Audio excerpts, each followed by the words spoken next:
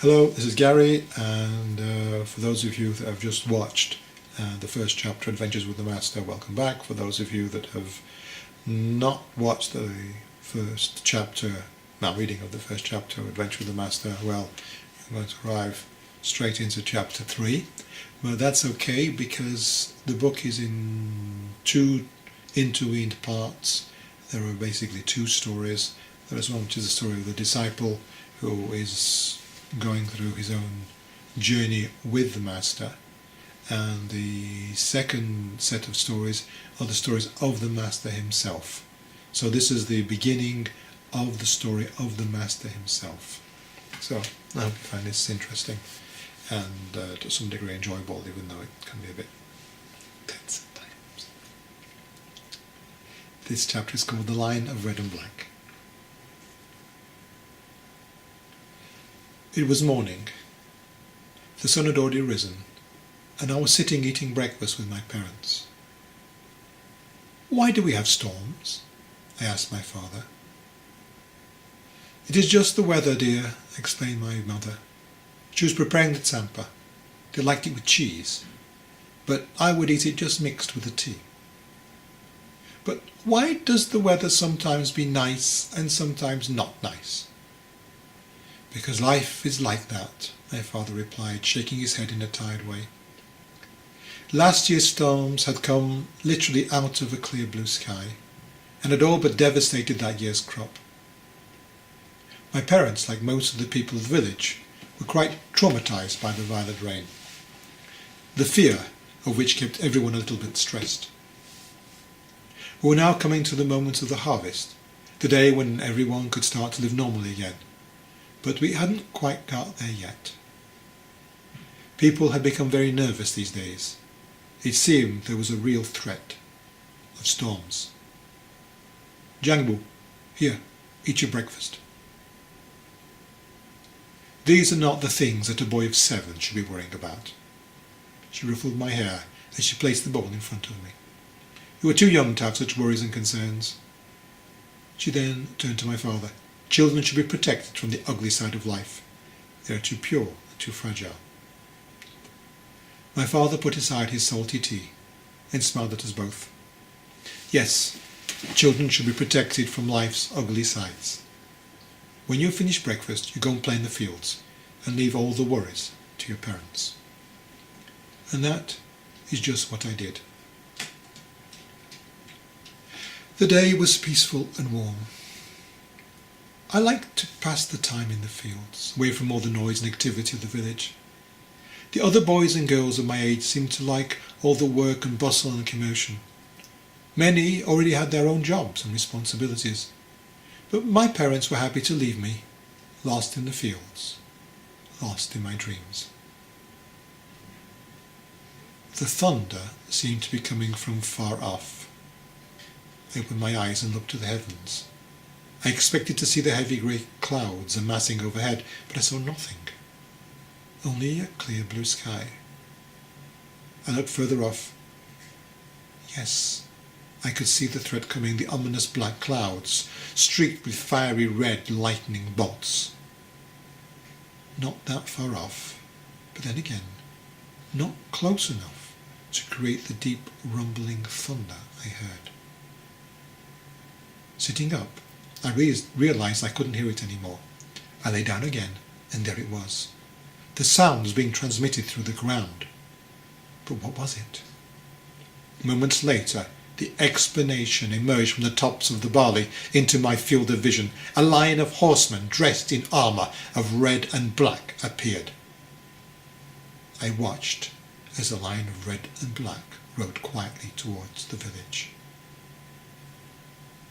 And it was a quiet that I would remember for the rest of my life. That quiet and the noise and screams that followed.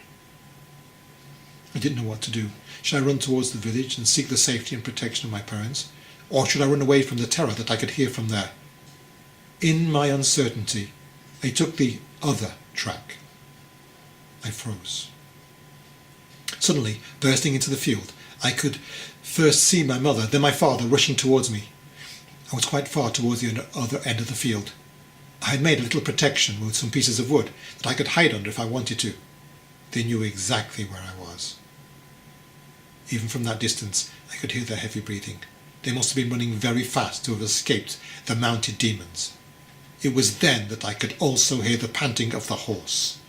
He was big and black, as there was the rider who was pushing him hard to catch up with my parents.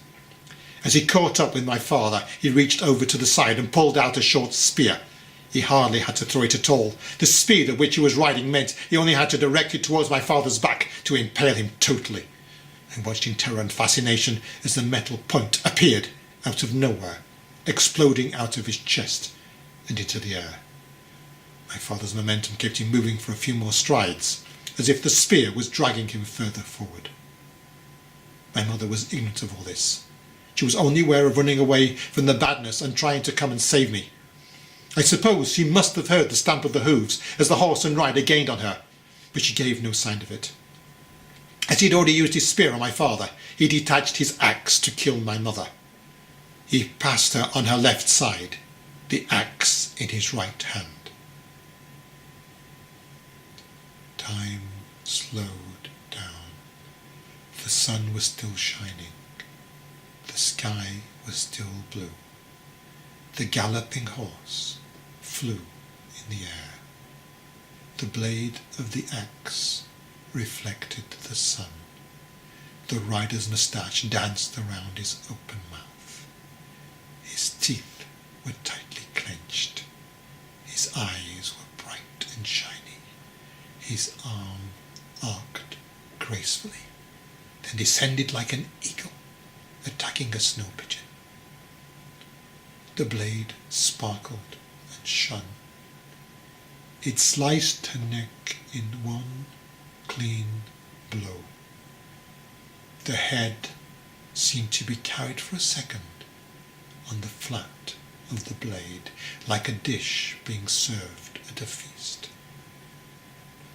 The body carried on running, blood spurting out of the neck. The head was propelled from the blade. The empty-blooded body crumpled and fell. The head flew in my direction. The horse and rider continued towards me. The fear mounted. I killed myself under the wooden roof. I looked up through the wooden slats. I could see the enormous horse towering above me. I made myself as small as possible. I closed my eyes and waited for death. And I waited, and I waited, and I waited. I didn't know how much time passed, but after waiting and waiting for death and nothing happening, I finally decided to move. My little body was also starting to hurt after lying still and tense for so long. I opened my eyes and saw the sky had already become quite dark. The rain could not be long coming. I crawled out from my little wooden box and fixed my eyes in the direction of the village. I did not want to see the remains of what had just happened in the field.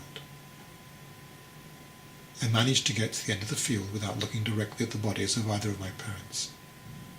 I had thought to go back to the village, with the idea that maybe there I could find someone to help me. But as I approached, I quickly realized there was little hope of finding any help there. There was little chance of finding anyone alive. They had set everything on fire before leaving, maybe to force everyone out of the houses, maybe just to leave nothing behind them. But just the same, everything was aflame. If there was no one alive, and if there was nowhere to find any food, there was no sense in staying. But as I had nowhere else to go, I just stood and watched the burning village. The storm came. The rain that was the terror of my village. But it was too late. It could do no more harm to them. Maybe it even could have saved them if it had come a little before. Here I am, standing The village is burning. The rain is pouring, and I have nowhere to go.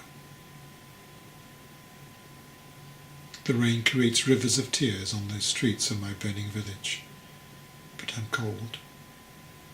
I'm cold in my body. I'm cold in my heart. The rain passes and I'm still standing there. Time is passing, the day is ending. I'm feeling so tired. I need to sleep. I need to find a place to sleep. There is only one place that I know where I might feel safe enough to sleep. So I return to the field. I notice the bodies of my parents out of the corner of my eye, but I manage not to look at them. The head must be somewhere over there, so I look hard the other way, hoping not to fall over it by accident. My little wooden cave is not too wet. The wooden slats are quite close together and the barley crop has also protected it a little. I curl up in a little ball of frozen exhaustion, hoping that by falling asleep I can wake up tomorrow with the birds singing, my mother cooking tsampa, and all this but an awful, awful, awful nightmare. The morning was bright and sunny. The birds sang, and the day was as beautiful as any that had ever lived. I crawled out of my box and started to look around me until I thought I saw something. Then I remembered. I turned in the opposite direction and started to run. I ran and I ran and I ran. It wasn't fear that drove me. It must have been all the energy blocked and bottled up from the horrors of the day before. It was some time before I slowed down. For a child of my age, a long time has no value other than the feeling that I've been running for hours and hours. There were no other points of reference. What I did begin to notice was I was both hungry and thirsty.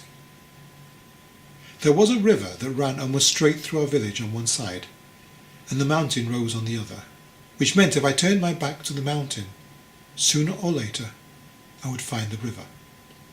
That is what my father had told me many times in the past when we'd been out walking, and now my growing thirst easily reminded me of his words.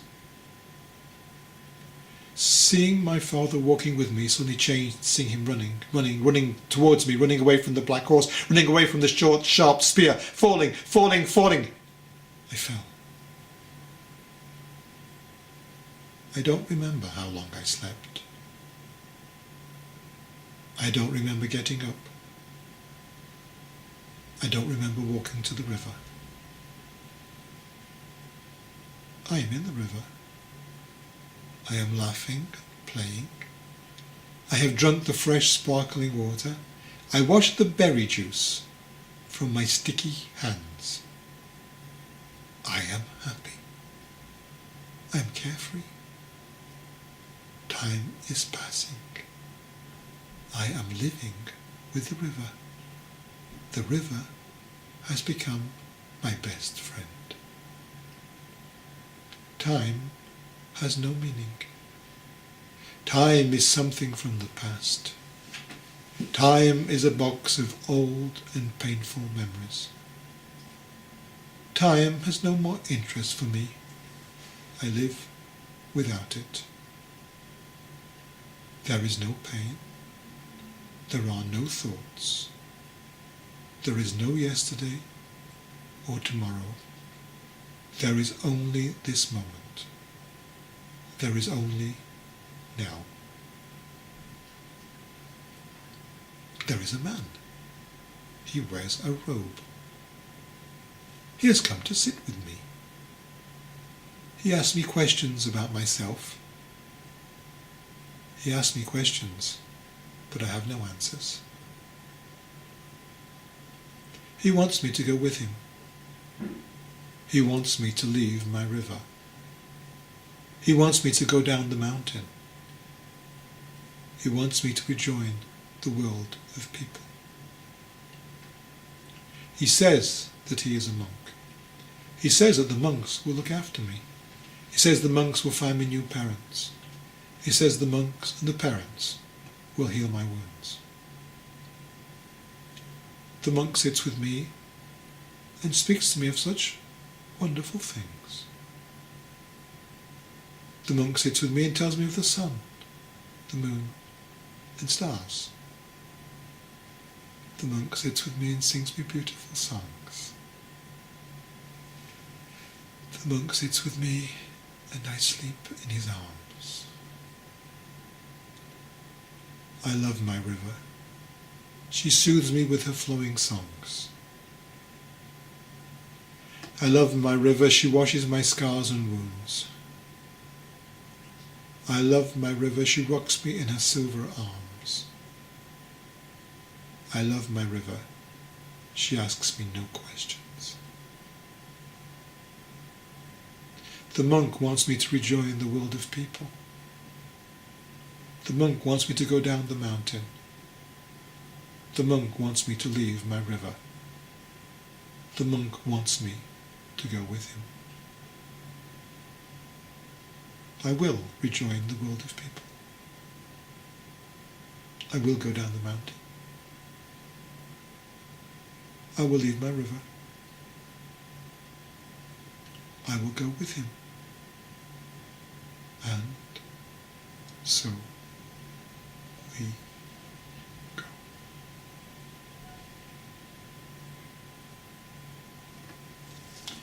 That's the first chapter of the Master's story. The third chapter of Adventures with the Master.